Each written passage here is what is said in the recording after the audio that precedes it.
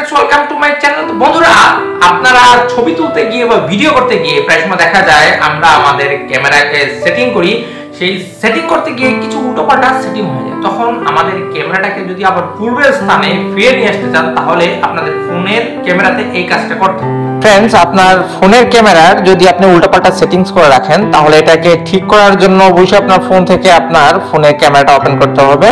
Open করার পর দেখুন যে এখানে সেটিংস এর একটা আইকন আছে, আমি যেটা ট্যাপ করব সেটাতে আপনারা ফলো করবেন। এই সেটিংস এর আইকনে ক্লিক করলাম, ক্লিক করার পর স্ক্রল করে সোজা নিচে আসবেন। এখন আপনার যেহেতু আপনি ক্যামেরার অপশনটা উল্টোপাল্টা আপনি সেট করে ফেলেছেন, তাই এটাকে ঠিক করার জন্য বলতে আগের জায়গায় ফিরিয়ে নিয়ে আসার জন্য রিস্টোর টু ডিফল্টস এই অপশনে ট্যাপ করবেন। ট্যাপ করার পর এখানে রিস্টোর টু ডিফল্টে আপনি ট্যাপ করে দিবেন। ট্যাপ করার পর আপনার ক্যামেরার যে সেটিং ছিল সেটা দেখুন ঠিক আগের মতোই হয়ে গেছে।